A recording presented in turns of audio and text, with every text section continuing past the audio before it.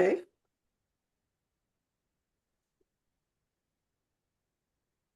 Okay, so you want me to introduce our lovely speakers now? Okay. So Andy Tomlinson is a psychotherapist, founder of the Past Life Regression Academy, and a founding member of the Spiritual Regression Therapy Association and the Earth Association of Regression Therapy. Andy is the founder of the International Past Life Regression Academy, which he established in 2002 to teach others to heal the soul by accessing the true source of emotional challenge and integrating healing through the whole person, physical, emotional, mental, and spiritual. As the author of Healing the Eternal Soul and Exploring the Eternal Soul, wonderful books, and the editor of Transforming the Eternal Soul, Andy has shared his groundbreaking work and research in regression therapy and between life spiritual regression, further continuing the advancement and global understanding of these powerful and effective therapies.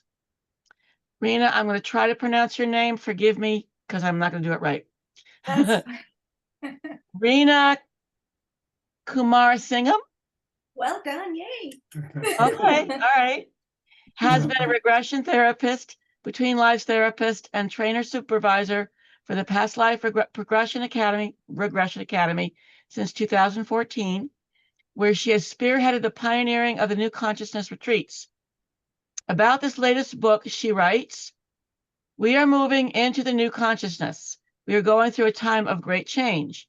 My vision is to help as many as possible to move into the new consciousness as comfortably as possible. I'm a graduate in psychology and have been working as a therapist and international trainer for a decade now. I have garnered these skills to develop self-help online courses to help empower souls as we are moving through this change. I am also an author, having used many of these tools I teach and use as a therapist, including past life regression and between life spiritual regression, to culminate into a series of books that enable us to challenge the veils of illusion, to see the deeper aspects, and to create a life in the new consciousness that is fully aligned with our deepest resonance." Shall I continue to introduce the book, or do you do that? Yeah. Yeah? Yeah. Okay. Yeah, no, that's okay. We'll do that. All right. So Thank you, Andy and Reena, welcome and bless you for joining us. Yeah. Thank you. Thank you. We'd like to thank the International Board of Regression Therapy for having us to give this talk. The talk basically came about because we have published a new book, and it's called Between Lives, but we wanted to share some of the more pertinent information which we thought would be of interest to everybody in the IBRT.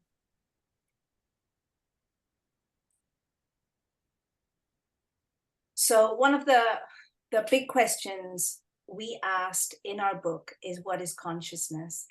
And it's such a timely question because, we've been doing quite a lot of interviews because our, the publicist for our publisher is quite a powerhouse. And everyone's basically saying that the question, what is consciousness, is very pertinent. Everyone wants to talk about it. Everyone also wants to talk about regression therapy, which, we thought was incredibly exciting. But we also wanted to share what we thought consciousness is with the IBRT.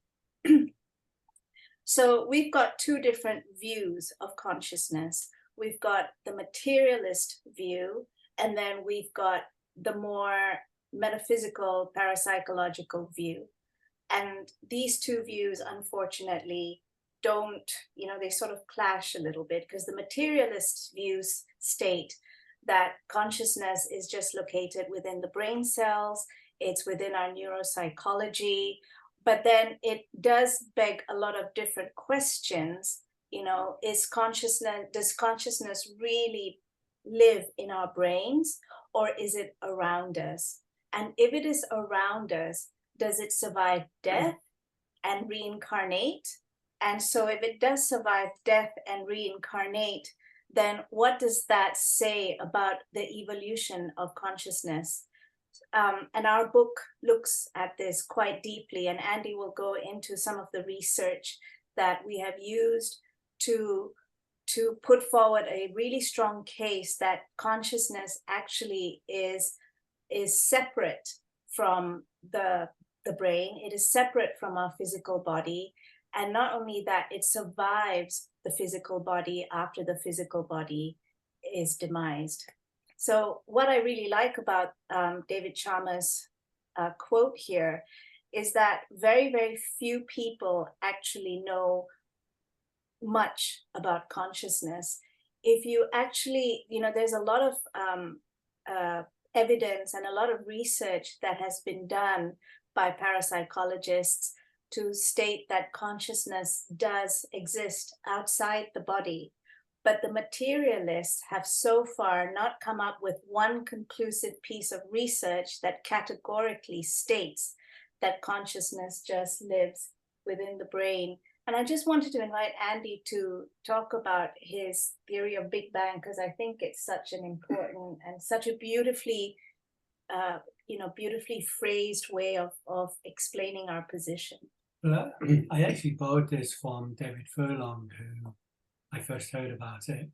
And what he put forward is that the view of physicists is that everything started with a Big Bang, and that the planets were formed, and then over a period of time, Earth became a planet that enabled living things to exist.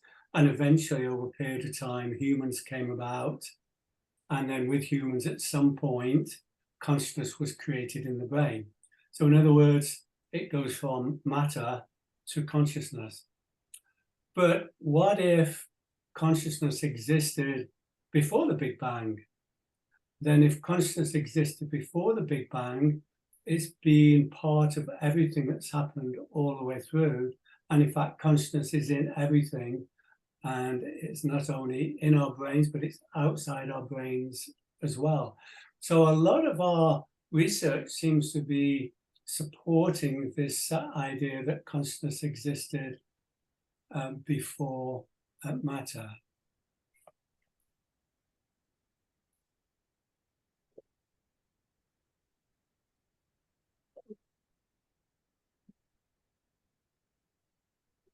Oops, sorry. Go back one. Okay. So this particular research and this particular book was born out of a very personal experience. In 2020, I actually experienced a near-death experience as a result of COVID. And the book goes into quite a lot of depth about my near-death experience. But the part that I wanted to share today was that it was very, very interesting, because just before my near-death experience, as my eyes started to close, I knew without a shadow of a doubt that they, if they closed fully, I would never open them again. And there was a part of me that sort of switched off, which I would call my egoic part, and my soul consciousness took over. And as part of this near-death experience, I was very, very lucid, and I felt as though my soul, or I was pulled out of my body, as though I was caught in an ocean riptide. And as I was pulled out of my body, not only did I stop feeling the pain in my chest, because, when I had COVID, it felt like I had two metal bands around my lungs, squeezing my lungs.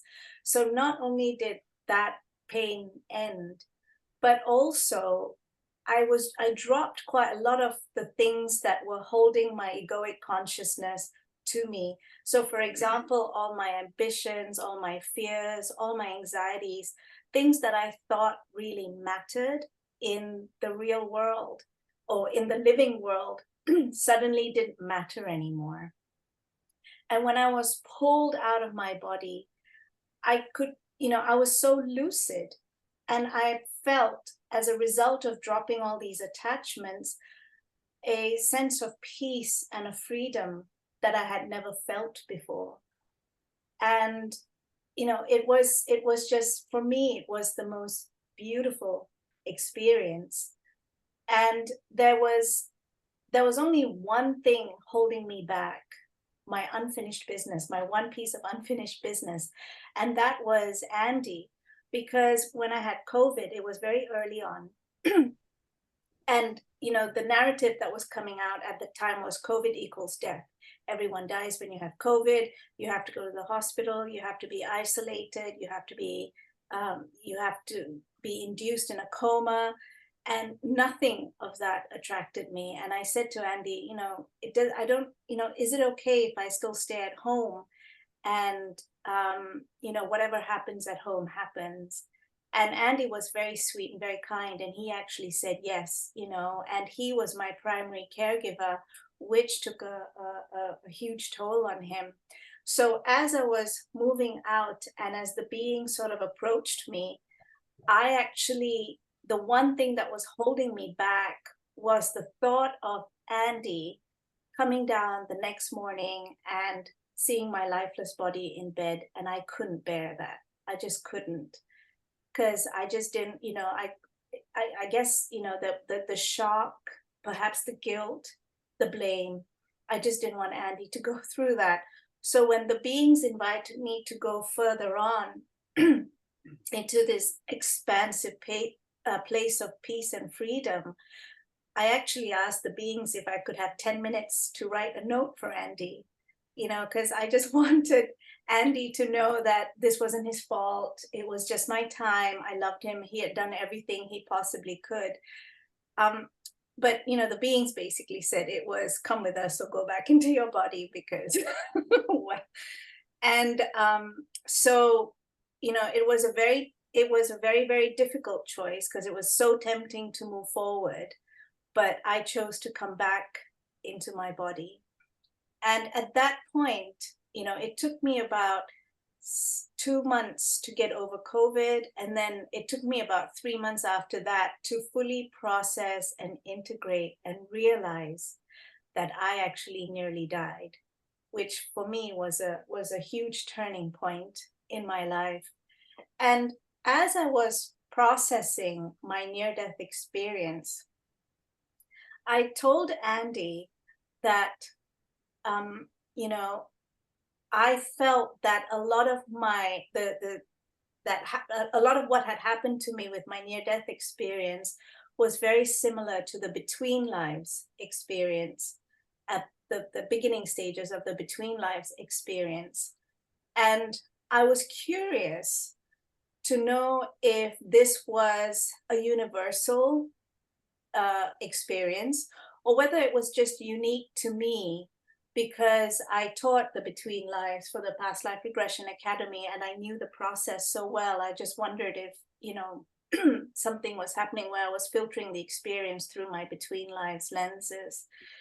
And so what Andy and I did, we went out there and we looked for books that compared near-death experiences and between life accounts, and we didn't find any that were there that could substantiate, that could answer the question.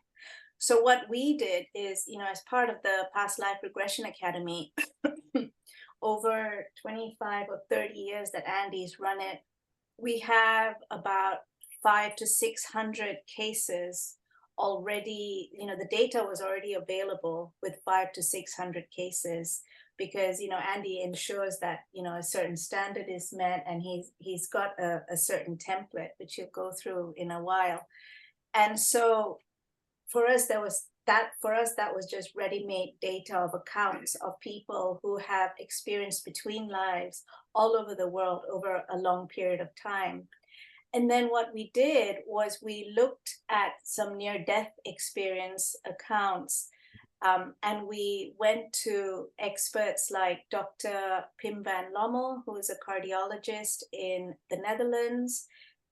He basically did long-term studies of near-death accounts, and he managed to get his research published, peer-reviewed in the Lancet. So that was the first piece of research that actually came out in a mainstream medical journal on near-death experiences. And then we looked at work that was done by Dr. Bruce Grayson, and we also looked at work done by Dr. Pim van Lommel. But before that as well, we also looked at, many of the parapsychological approaches that have tried to prove it, like mediumship, terminal lucidity, which I think is so fascinating, where you have somebody who is so ill, either with terminal cancer, or they haven't been able to communicate, maybe with Alzheimer's and dementia, and just before they pass away, they suddenly become lucid and they recognize people around them and they can have lucid conversation with people around them. So where does this come from?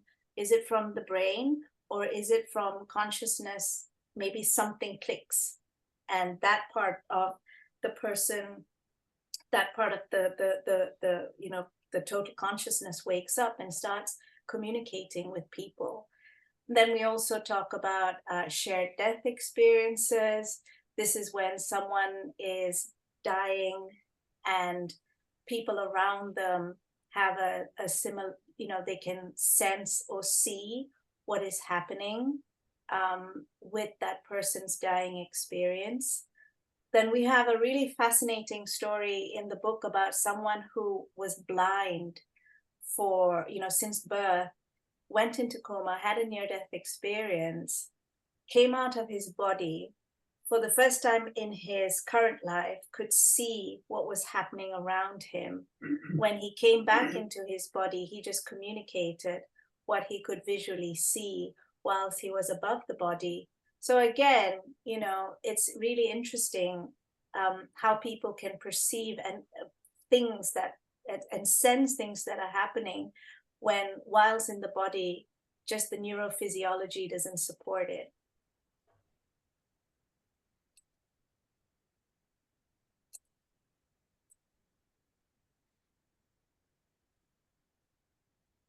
And we've gone through all that. So we just wanted to talk about the stages for comparison that we used between the near-death experience and the between lives experience. We looked at the out-of-body transition just as the consciousness is leaving the body, which is something I had experienced. We looked at the meeting by friends, family, or spirit guides. And then we looked at the past life review / current life review. So for the near-death experiences, the current life review. For the between lives, it was the past life review.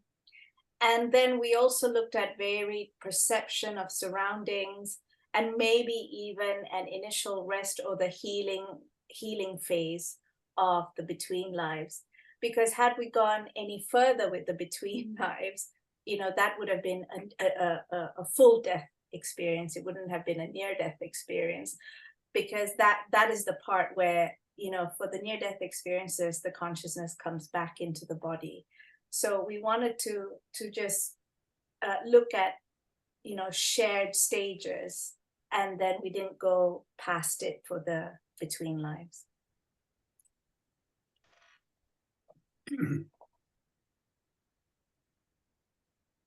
Okay, so as Reena was mentioning, that we started off with the case studies that we had from the Academy, and we're quite fortunate because we have information that has to be filled in for each case study, which goes through each of the stages, and the student has to fill in information about it. So it was a summary, and it was exactly what we needed, because we were able to take from these questionnaires the information needed for comparison. And this information we collected over 20 years, and it was from people really around the world. So each student provided 5 case studies. So we had just over 100 students that were providing their information.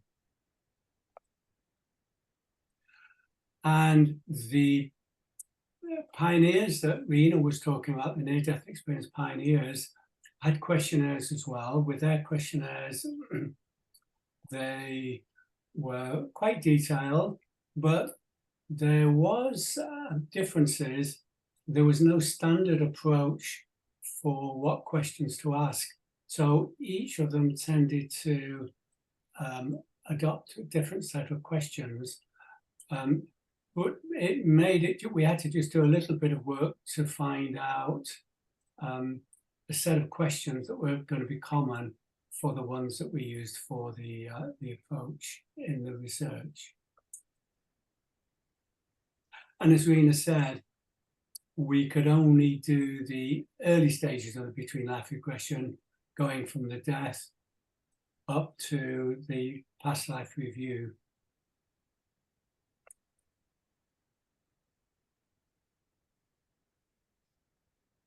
Okay, so there's 2 slides with the information. We used the Gallup. Gallup isn't a medical doctor, but it was quite interesting to look at it because it was quite a big survey that he did. And he had the view that anything up to 10 million people in the United States had had a near-death experience from the work that he had. But the ones that were particularly key for our work was Trim Van Lovell and his work, Bruce Grayson, who spent 30 years of his life, numerous articles, and we took one of his published articles, which had 74 near-death experiences in his questionnaire, and Peter Fenwick, who did a documentary for the BBC, and he ended up with 300 people contacting him. He had a questionnaire, and he published the information in one of his books.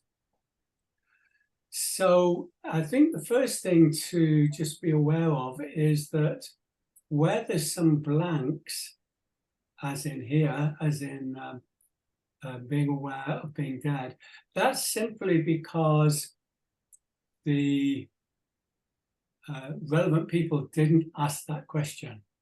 Mm-hmm. We thought it was an important question to ask, and of course we always ask that as part of the between life spiritual regression, and hence that's why it's 100%. But it's just interesting to know a lot of people, when they were going through this experience, didn't know they were actually in the process of dying. It was just a shock, and they went along with it. The other thing is the out-of-body experience. Quite a number of them were able to look down at the body below, not necessarily all of them. Some of them seem to go and get swept along with almost like a tide or like a tunnel effect with where they were going. With the between life spiritual regression, that's almost 100%, because as part of the one major difference with the between life spiritual regression is the therapist asks questions. So they may say, as your heart stopped beating, okay, tell me what happens next. Are you aware of what is it that's happening around you? So it tends to slow down the whole process of leaving the body. So that's why it's a higher figure. And then when it comes to visual perceptions and audible sounds, the therapists are trained to start asking questions about the scene around them, because they're working out whereabouts in between life spiritual regression they are. Are they getting to a point of meeting a spirit guide, or is it some sort of energy healing, or is it going to be a past life review? So they ask lots of questions to work out what it is that's happening. With the near-death experience, it's happening in such a rush that it's not everybody actually has that level of information. But what they do get is a very high level of positive emotions, of peace. And as Reena was talking about, that was a really profound part for her. It's interesting that with between life regressions, that was quite a low one. And that's simply because the major place where the positive emotions are is in the healing process at the early stages. And a lot of therapists are trained to move through that reasonably quickly to get on to the really interesting parts, which is around the client's objectives, things like soul groups and the past life review and things of that nature. And then, of course, the light phenomenon, which in a lot of cases turns out to be people who've passed away on the other side, or perhaps spirit guides coming through and meeting the people.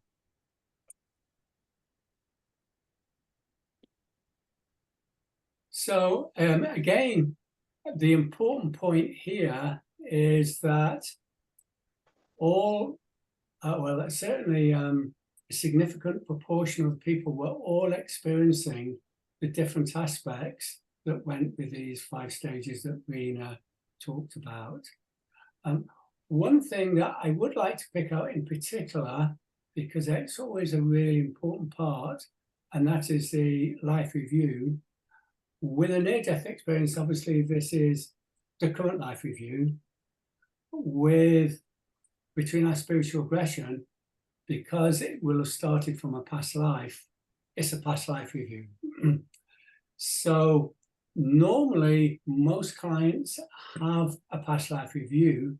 The reason it's only 6% is that sometimes the past life review happens at a later point, and because we were only covering the first few stages, then sometimes the past life review was a little later.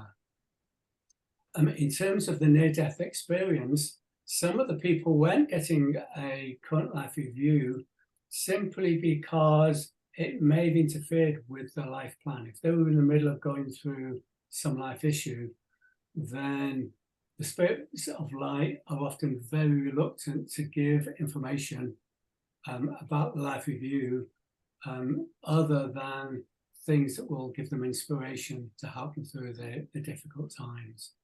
And then, interesting, right at the end, precognition, in other words, aspects about the future. Of course, it wasn't questioned by Pim van Novel. And with the near-death experience, the precognition really comes more associated with the planning for the next life, which is something that all of the souls do. Normally, it would be 100% if it was going through the whole of the between life spiritual regression. But for the stages that we're involved with, only a small proportion got it. So the overall conclusion from that is there's a lot of similarity with completely different processes between the near-death experience, which happens after a major illness or a significant event where it could quite well be result in the death of the person, and it happens without any planning at all the way through to the past life spiritual regression, which is planned and it's carefully navigated by a therapist.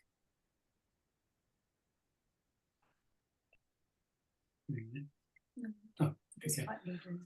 So that was the first piece of research. The other important part, and Reena started to allude to this with her own experience, is it's not just a comparison of the actual events that's important, it's the lasting impact afterwards. Now, we didn't have quite so much information to work with because it involves going back at a later point of time, gathering the information.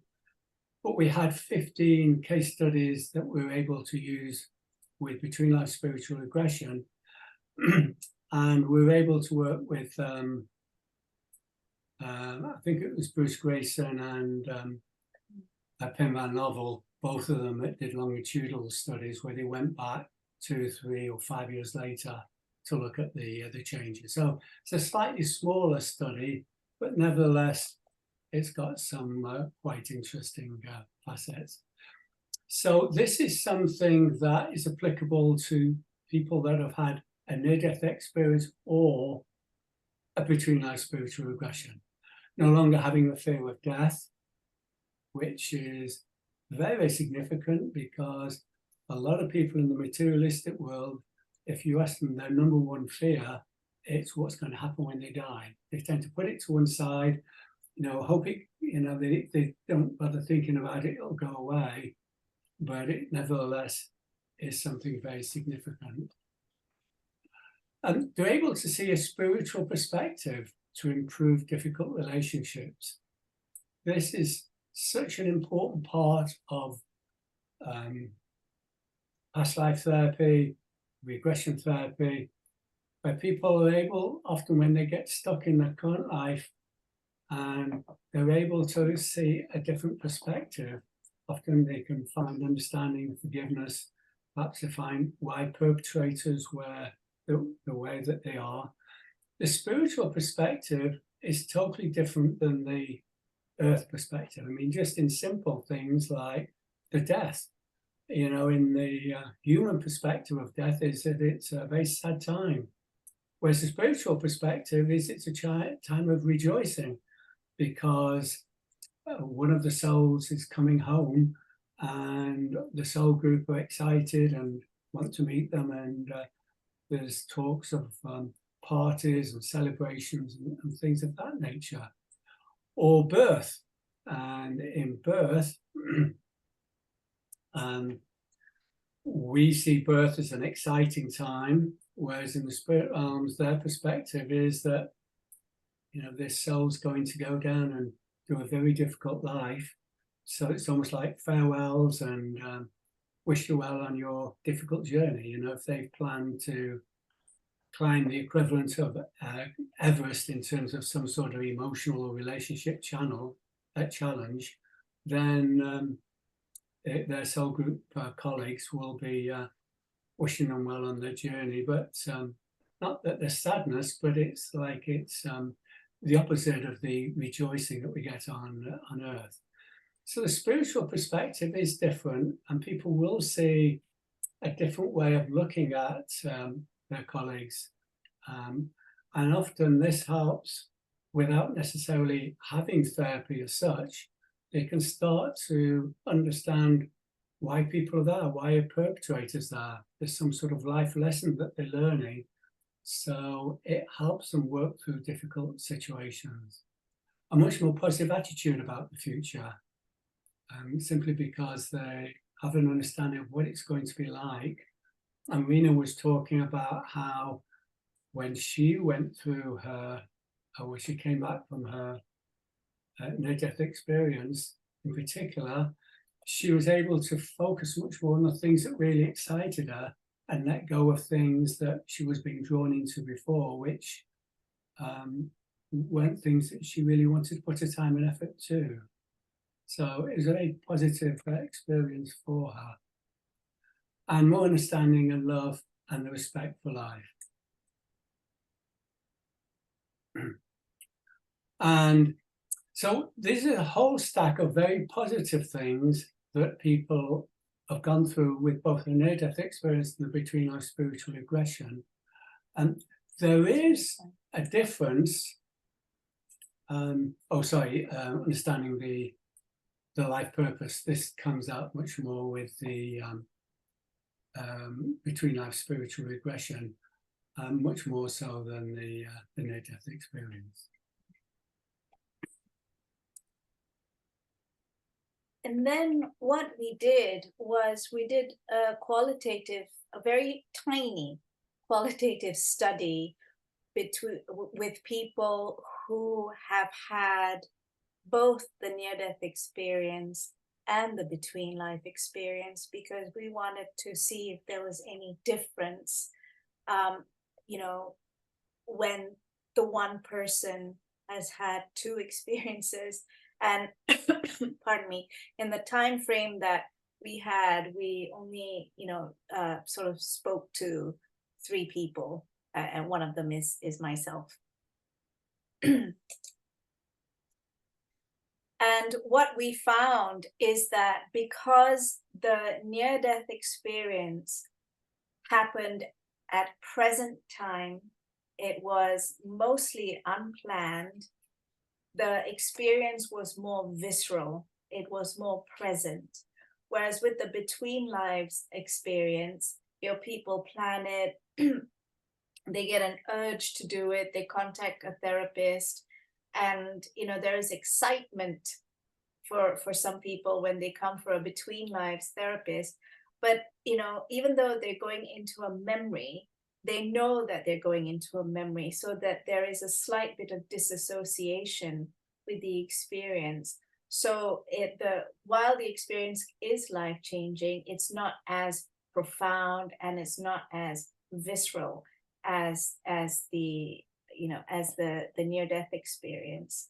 And so people who go through the near-death experience, as they sort of shed their egoic self, they realize the difference of what matters and what doesn't matter. So a lot of people are less concerned about acquiring material wealth, because as you leave the body, you realize that you're leaving everything behind and you're just taking experiences, wisdom, knowledge, just things like that. So therefore, there is a less need to acquire material wealth. There is also more of a desire to learn about the world that we live in, sort of deep dive into it, because for a lot of people, there are two types of near-death experiences. There are near-death experiences where the souls are beckoning for you to go because it's your time, but then you choose to come back, and that's almost like having extra time. But then there are also near-death experiences where the beings of light, or the deceased loved ones, coax the soul to go back into the body because it's not their time. So especially for those that it's not their time and they come back into the body, they have a more of a desire to learn about how beautiful actually life is, how beautiful the earth is. And it's the same for those whose time has come, but we've sort of come back, and there's an awareness that we are here on borrowed time. So there is more of a desire to learn and to get to know more about life, as it were. A lot of people become a lot more intuitive, and this is really interesting because this happened to me, because as your soul consciousness expands with the near-death experience, you become so much more aware of the subtle bodies, of the subtle energies. But in our world, we're so focused on the tangible, on the noise, what people say, how people look, just what we can feel. But then with our soul consciousness, it's so much more subtle, and so we get to sense the subtle energies around us a lot better. And so there is a feeling of becoming much more intuitive as a result. There's a renewed interest in religion or spirituality. I mean, in our case, we dove deep into what consciousness is, and for us, it sort of manifested in the book. But a lot more people are also, they're because there is less concern about their egoic concerns. They're less concerned about the materialist world. They sort of deep dive into religion, metaphysics, spirituality, things that can explain a bit more about the subtle energies around them.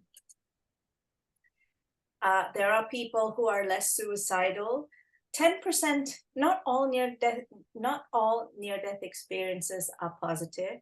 10% of near-death experiences are frightening. But it's interesting, even the people who've experienced the frightening near-death experiences feel like they're less suicidal. And there's always some sort of learning that they get, so that when they come back into the body, it's a second chance at life. and there's a turning point for them, a huge turning point for them to turn their life around. And this is the same with, those who have had beautiful near-death experiences. While there is no fear about it, there is more of an appreciation of life. And I think that is, and we sort of focus more on the quality of life without fearing the end of it. So, yeah. So as we found in our research, there is overwhelming evidence that consciousness does survive death. It's come across in our research, it's come across in all these other parapsychological research around us. And we think that, it's especially strong because we've used a multidisciplinary approach to looking at whether consciousness survives death. We've compared two processes, as it were, the near-death experience and the between lives experience. And when we sort of combine when we have a multidisciplinary approach, it's so much harder for skeptics to poke holes at it because, in our case, if you put together the between lives and the near-death experience cases, we've got maybe about 700-800 accounts that spans a long period of time, that spans countries. People from different countries are sharing their accounts. So there is something there, right? Because if everyone is having similar experiences, there definitely is something there, that consciousness does survive death, and it makes it harder for skeptics to poke holes at it. Bearing in mind with the skeptics, there is no research that's been done, like I said, that's categorically proves that consciousness doesn't survive death. So, it's an open discussion, and a multidisciplinary approach just makes the proposition that much stronger. And as we've said, with all the accounts of the near-death experiences, and to a certain extent also with the between lives experiences, we found that those, the impact of people who've touched their pure consciousness has been quite profound, and there's been such a huge turning point in their lives. And with this expansion of consciousness and this way of being, there's so many people who wish to aspire to expand consciousness, to let go of materialism, to sort of become more intuitive. And we have found that this research at this point is very, very pertinent because of the timing of where we are. So one of the questions we asked ourselves in the book is, do we need to go through the shock of a near-death experience, or do we need to experience like something as deeply profound as a near-death experience to expand and evolve our consciousness? And like I said, we are at such a unique time in history, which I'll go through in a second, where we can expand our consciousness without going through a shocking or traumatic event like a near-death experience. And this is what we've termed the new consciousness, or as we're moving into the golden age, some people have termed it moving in from the 3D consciousness to the 5D consciousness. And this is quite highly supported by both Western astrology and Vedic astrology. So the Earth goes through a full precession rotation once every 26,000 years. And a precessional rotation basically means that the Earth, because of its unique way that it's, orbiting, it's rotating and it's orbiting, it moves from facing one particular zodiac constellation to another particular zodiac constellation every 2,200 years. So when we move every 22 100 years from one zodiac constellation to another zodiac constellation, we term this as a new age. And so, I mean, just to give you an example, 4,000 years ago, when we moved from the age of Taurus to the age of Aries, this was when Moses came along, for example, and Moses shifted the spiritual consciousness from the many gods to the one God. And then 2,200 years ago, when we moved from the age of Aries to the age of Pisces, Jesus came along. And Jesus shifted the consciousness from a judgmental God to a more loving God. So right now, Western astrology says that we are moving from the age of Pisces to the age of Aquarius. And not only is this a shift of consciousness, a 2,200-year shift of consciousness, according to Western astrology, this is a full precessional rotation. So this only happens once every 26,000 years. And it's also very interesting that AI has come up, at the start of this talk, because as we move into the age of Aquarius, apparently it's also moving into technological developments as well. So, we start developing, sort of artificial intelligence, and it's going to be interesting to see how that works with, natural intelligence, as it were. And so as we move into a new consciousness, and as we move into a new 26,000 year cycle, the earth is getting bombarded by high vibration energy. And so according to Western astrology as well, they're saying a new consciousness is born, but this is also supported by the Vedic astrology. So this is basically what Vedic astrology is that it's divided into 8 different parts. And the Satya Yuga is the golden age, which is the age where our consciousness is at the highest vibration. And then followed by the Silver Age, the Bronze Age, and the Iron Age, the Kali Yuga. This is the dark ages. And you can see the number of years on this chart as well, how many years we spend at each different point. And according to the Vedic astrologers, we are now at a point here. I don't know if you can see my arrow, but we are coming out of the dark ages, and our consciousness is ascending. And again, this entire process, to make one full rotation takes 26,000 years according to the Vedic astrologers, and they calculate it differently. I've just written down how they calculate it. But it's also interesting how their calculations correlate with Western astrology, but us moving up into a different state of consciousness. And as we move into this different state of consciousness, we are now bombarded by high vibration energy. I'm just going to go back to the slide. We're bombarded by high vibration energy. And what's happening is there's a split.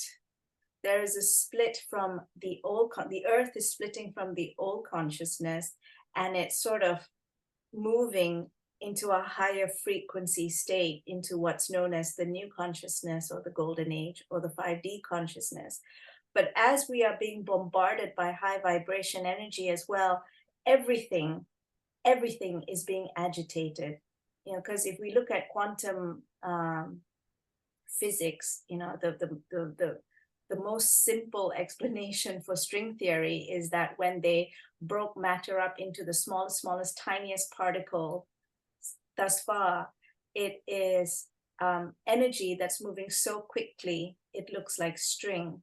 So every time there is a frequency change, all these strings starts getting agitated. So our emotions are energy, our thoughts are energy, our physical body is energy, the planet is energy. And which is why what we're seeing now is just a heightened agitation of emotions, of thoughts, and there's an expression of all these emotions and thoughts, because it's almost like a carpet. You know, you take a dusty carpet and you just agitate it, and all the dust comes out, and the dust mites come out, and you know, you look under the carpet and you see pennies there, or you see, you know, things that you don't want to see, but now you've seen it, you have to clear it. And that is the reason why this agitation is happening, because in the world, because we can then step back and see what resonates with us, what doesn't resonate with us, and then we can work on our own triggers, our own emotions, and move forward into the new consciousness.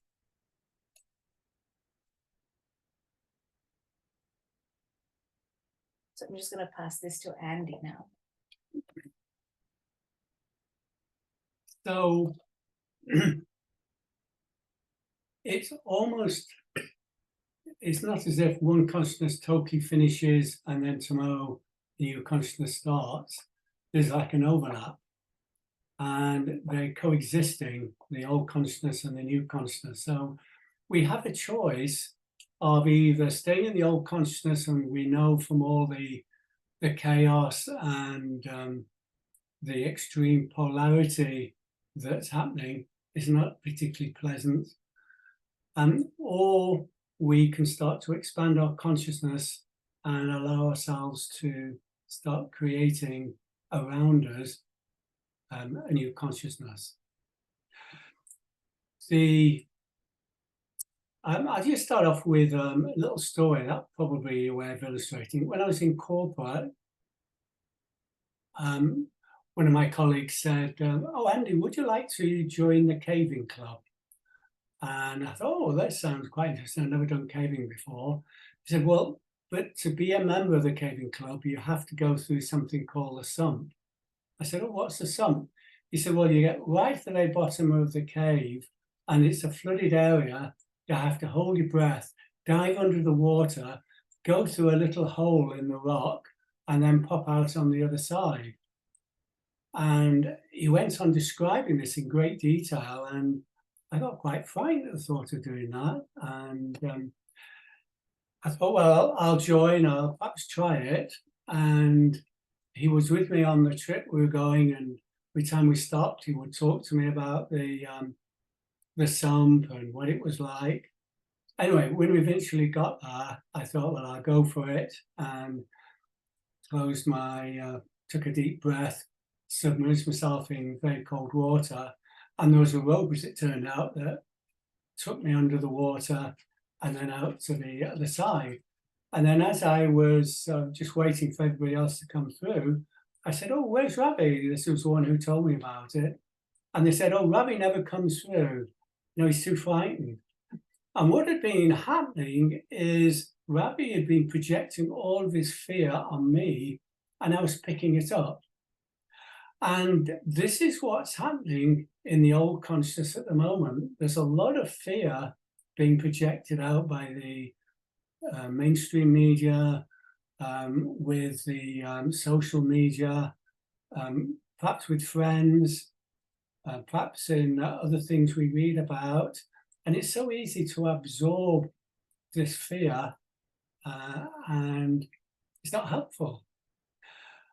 And one of the ways that we can go about handling that is reduce or find out what the sources of this fear, and then stop watching it or being involved with it. So if you think that the news, for example, is something that's full of fear, then just stop watching the news. I mean, people who have completely stopped watching all forms of news outlets tell me that they still pick up what's going on in the world, but they don't pick up all of the energy. I think everybody's got to make up their own mind about how much they tune in and not. Maybe sometimes it's just glancing at a headline, but not actually going through all of the narrative, because as you read about it, you're picking up the fear of the author, or if you're watching a video, you're picking up the fear of whoever created the video.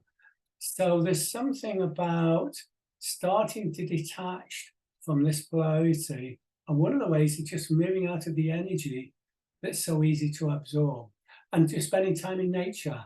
You know, this is real, going for a walk or doing mindfulness work, or creating a new hobby that involves using the hands, gardening or something like that. And as we start to do more of that, and we detach more from the old consciousness, it's a lot easier for us to start expanding our consciousness.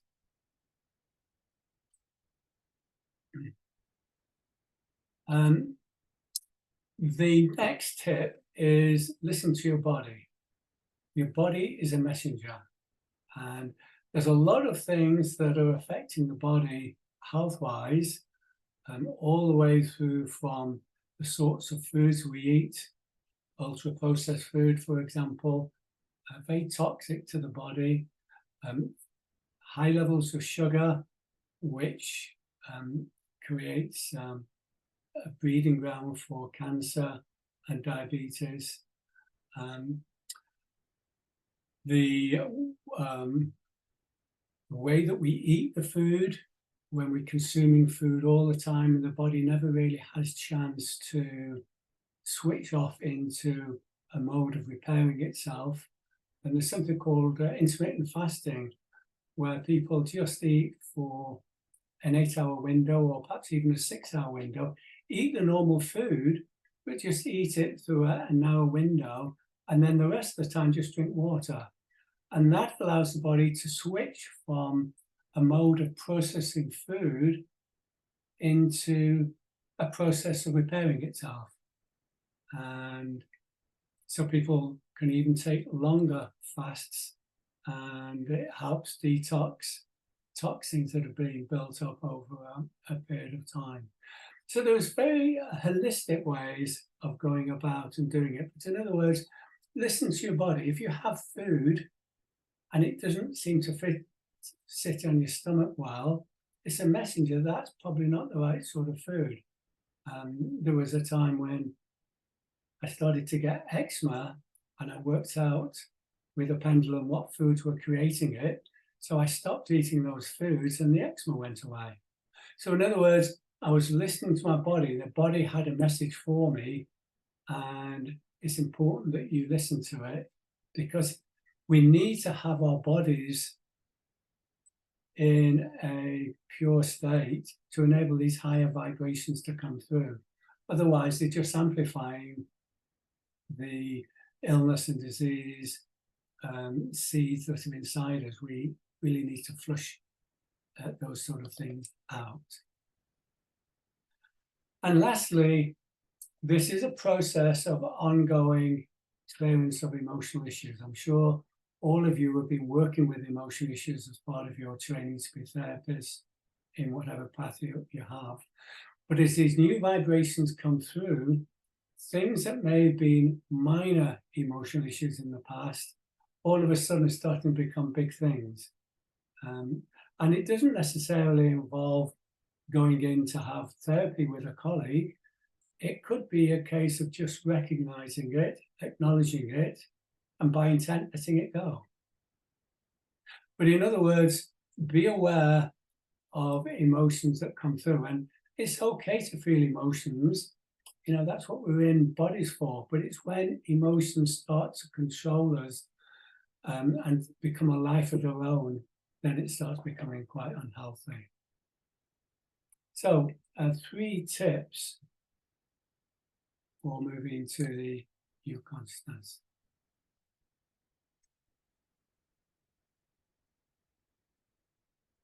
We have a lot more tips. Half the book is about tips and things that you can do on your journey of it. It's a self-help part of the book.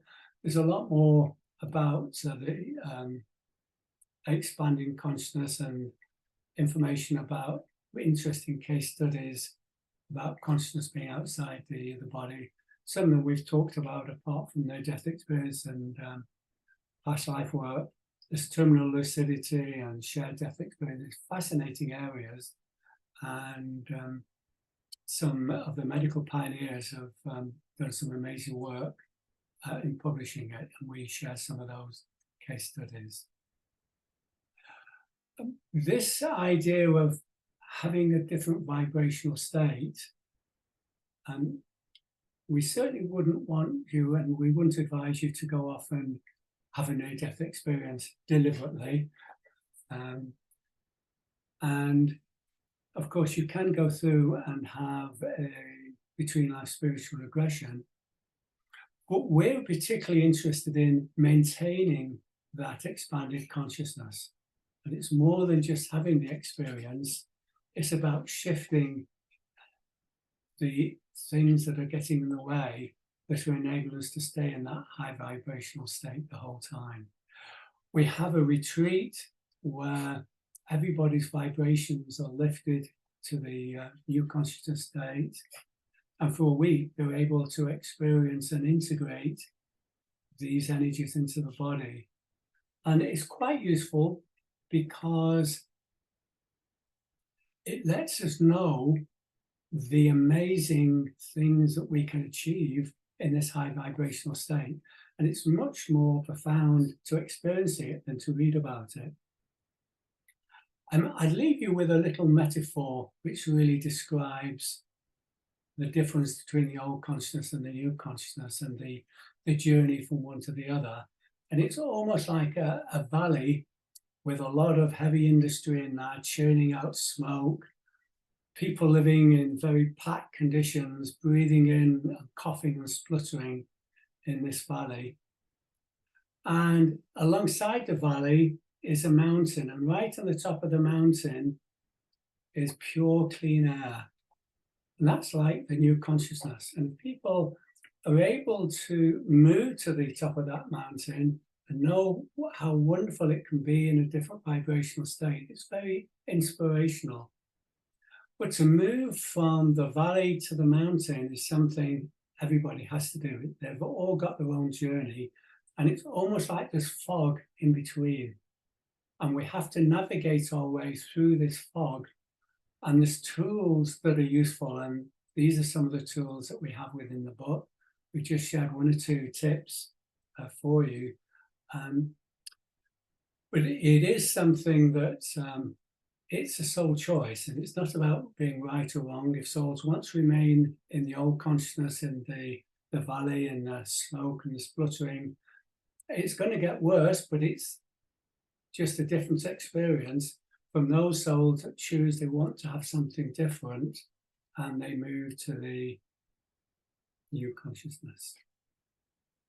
That's the end of our talk. So perhaps we can take any questions, any of you guys. Should we take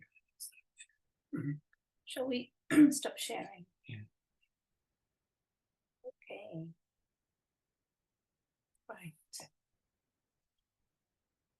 Oh, okay. So Hans has just given his apologies. Yeah. So any questions about what we've been talking about? I think Donna put her hand up. Did she? I don't know. Did you, Donna? No, I was just waving. Oh, okay. Thank you. Yeah, Oh, wonderful information. thank you. Oh, Peter. Peter, yeah.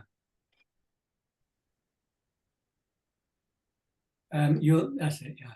Could you describe some of the exercises in your book that can help bring about this new consciousness? Because having read the book, I was so impressed with all that you share. And while you've told us about what led up to the book, how about giving us a sense of what happens if you take advantage of the helpful chapters and exercises and so on that can bring you into that new consciousness? Could you share some of those with us? Okay, so I think one of the big tips that we share in the book, and we share several different tips on how to do this, is number one, sort of working on our own emotional stuff. And the reason why this is so important, especially at this time when everything is accelerating, is that, like I said, everything's getting so agitated. So everything is amplified. So if you sit there, with say a phobia or, anger or, I don't know, something that is very uncomfortable, that's going to get agitated and that's going to make you feel more discomfort. But if you also work on that and come to a place of peace, then the peace is going to get amplified. And, I have a feeling that's going to be a lot more comfortable than, some of these other vibrations. So we share different tips and techniques. You can work on, your own vibrations, but I think within the IBRT as well, you can sort of pal up, buddy up with your therapist friends and sort of do some of the deeper work within yourselves. But I think for us, for me especially, when I experienced my own near-death experience, and I came back with such a profound turning point in my life, I realized two things, and this isn't in the book, Peter, but I realized that time and energy are our greatest currencies. And it's so funny how we just abuse our own time and our own energy, and we waste it on things that really, we think it's really important at the time, but actually it really, doesn't matter when you leave the body. And so we, gave a lot of exercises on how you can start listening to your how we can start focusing our time and energy a lot better. And one of the things we started to do was to listen more to our intuition or soul consciousness, because we are totally inundated by noise outside that we forget the soft, subtle whispers of the soul. And there are so many tips and techniques to actually get in touch with that, because at the end of the day, we're all here, there's a soul mission, whether it's a soul lesson or a soul mission. And, to follow that, we actually need to, and follow our unique path, we need to actually disengage from the noise and sort of pay more attention to the whispers and follow that voice. So we give tips and techniques there. Boundaries is a big thing, because life happens, and in life a lot of people sort of drain our energy to meet their own agenda, as it were. And so to be able to honor our own time and our own energy and the whispers of our own soul, we've got to put very strong boundaries up. I used to be a people pleaser before my near-death experience, not a people pleaser anymore. And, and the thing is, a lot of people, it sort of acts as a filter, boundaries, it's not a hard, I don't see it so much as a hard wall, but it sort of filters people who can help me honor my time and energy, or people who are sucking time and energy away from me. And, for me, this was a big aha moment in my own life. And so I just use the boundaries to just filter everything out that doesn't honor my time, my energy, and my soul whispers. Detachment is a big thing that we focus on, because as you are honoring your own soul journey or your soul whispers, and you're honoring your own time and energy, people won't like it, like I said. And so these are the people that we have to detach from. We put so many labels to people, like best friends, possibly family, siblings, but at the end of the day, these labels are here in this life.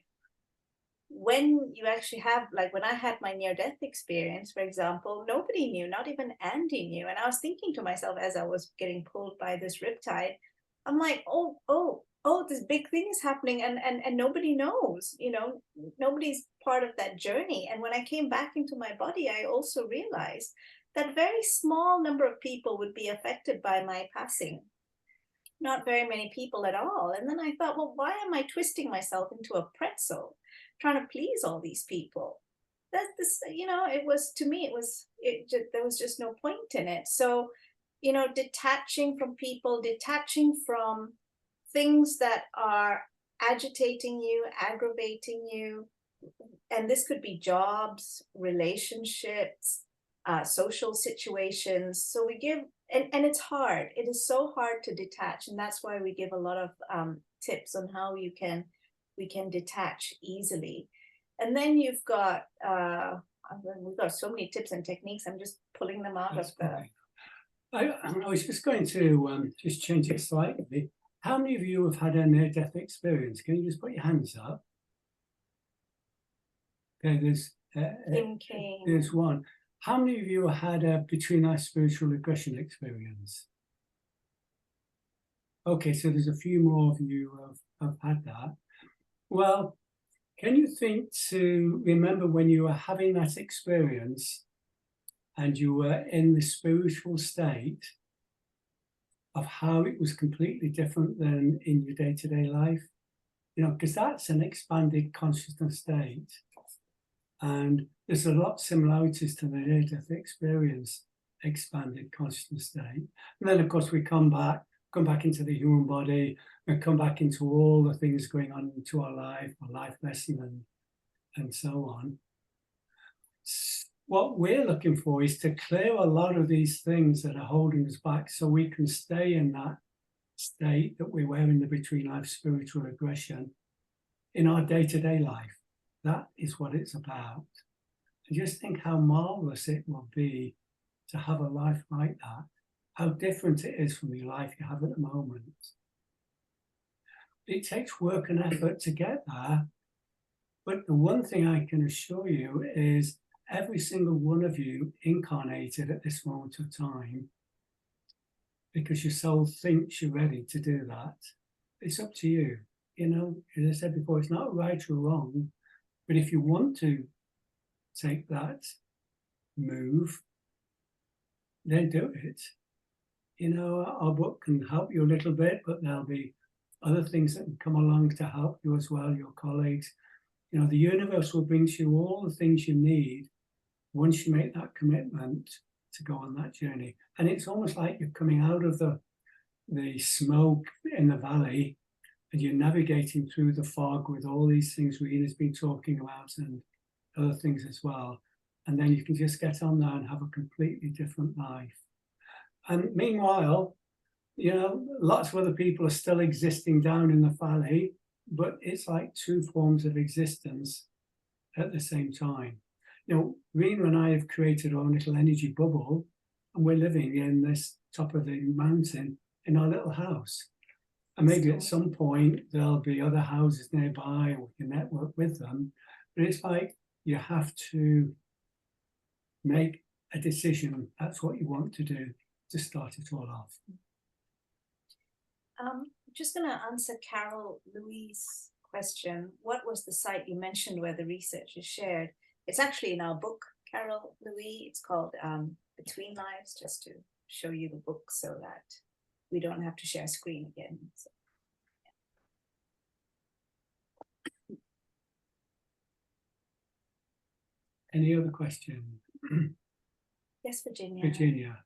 Would you just talk a little bit about this retreat that you're offering in 26, where, dates, etc.? I did one with you in 23, and it was wonderful, and I want to make sure other people are planning to do it because it was great. Yeah, thank you, Virginia. Yeah, we have it in Glastonbury in the UK, because Glastonbury is the heart chakra of the planet. So there's some really special energies there. I mean, Glastonbury is a very unusual place, but there's some amazing energies that we can work with in the retreat that we have. So how the retreat works is that beings of light come through, and only selected people can come that are ready for this. The vibrations are raised to the new consciousness levels for the entire week. And then people have this amazing intuition where we can communicate with all of nature, with the plants, with leaves, with different forms of energies on the planet, and we can start to work with them in a very meaningful way. But it's developing that ability to tune into these subtle energies. And what we found is everybody who comes will use the energies in a different way. Some people may be a singer, and they'll be using these energies as they sing to help heal people through their voices. Or we had one person came in and they produced notebooks, personally made notebooks, leather bound. And of course, they can put their own energy in there for that particular person and send it to them. Another person is an artist, and they can put the energies in the painting for the person. The energies can be used for lots of different ways. Some people may just sit there and shine the energies and radiate into the world. There's lots of ways where people can use the material in this workshop to shift in a completely different way. And all I can say is it's transformational. I mean, maybe ask, both Peter and Virginia have been on it, so maybe if you could just say, what was the most helpful thing for you from the retreat? Virginia, do you want to go? Sure. Thank you. For me, it was awakening to those energies and experiencing the different, how do I describe it, tonality, flavors of the different aspects of nature. Like I remember the cottage we stayed in had these amazingly beautiful white roses right at the door. And it was, the English love their roses. They really do. And there was these beautiful pile of white rose energy every time we went in and out that door. And that connected me to other aspects of that kind of energy, so that whenever I go out and I experience nature, I can feel it. It's a physical feeling. And that was just a beautiful experience for me. I think for me, having participated in the week-long workshop with Virginia and in Glastonbury, Andy and Reena, I think, are on the cutting edge of this technology, if you will, that is very exciting, very powerful, and available to us if we can just get out of the way. And they're here to show us how to use this energy to not only heal ourselves, but also to heal those around us. And it is very powerful and available.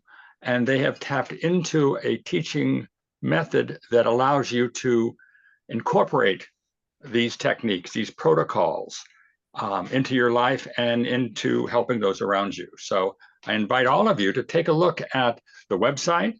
I'm happy to speak with you about my own experience. I'm sure Virginia is as well, because this is, I think, looking really cutting edge. This is where I think the world is going, into this pioneering of new consciousness. So yay, you guys, for organizing it and presenting it and then writing a book about it that has an even broader ability to reach those who might be interested and can benefit from it. And especially now that the exercises in the back of the book are very, very helpful. Very, that you can do on your own. Says who has been doing them. There are so many. Yeah. I just need to just say one Thank thing. you, Peter. Is that the whole workshop, what we do, what we teach, has all been channeled.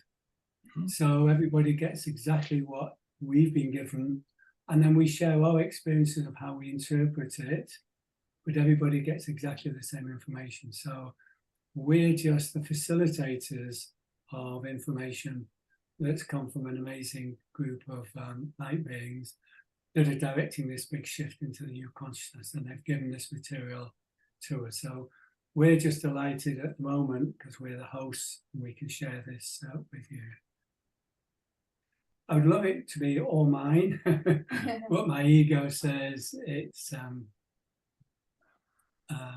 just the experience of how we use it is where we can add our value.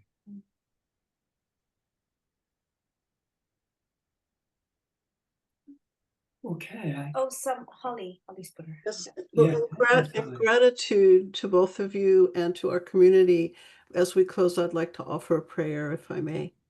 Oh, course. that's lovely. Thank you so Thank you. much, Holly. And thank you so much, Carol, as well. Yes. And hope to see you all tomorrow Oh, for Carol our and Louise, you brought the book. hope to see you all tomorrow for our mentoring at 8 a.m. Pacific time. You can use the same link if you haven't registered. It's the same link pretty much always when we have our events. So you're welcome to join if you're a member of iBird. So this is a blessing that was brought to us through AI. So just feel into this and see if there isn't some amazing consciousness behind this prayer. As we prepare to return from the space of deep connection, let us carry forward the wisdom that has awakened within us. May the insights we've received take root in our being, gently unfolding in perfect time, guiding us towards clarity, healing, and growth. May the breath remind us of our presence, the stillness remind us of our strength, and the dreams remind us of our infinite potential. We honor the mysteries within, the journeys still unfolding, and the unseen forces that support us on our path. As we rise, may we begin to sense the peace of this into our waking world, moving with intention, speaking with kindness, and listening with open hearts. And so, with gratitude for this sacred space, and to Reena and Andy, and for each other, we return whole, grounded, and renewed. So it is. Thank you, Holly. Thanks, Thank Holly. you. Prayer. Thank you, Reena. Thank you. That Thank was you. that was Indeed. beautiful. You're right, Holly. You're right. Take care, everybody. Blessings. Good to see you guys. Bye-bye. Bye. Thanks, Bye, everybody. everybody. Thank you, everybody. Gee, Bye. bye. Bye. Bye.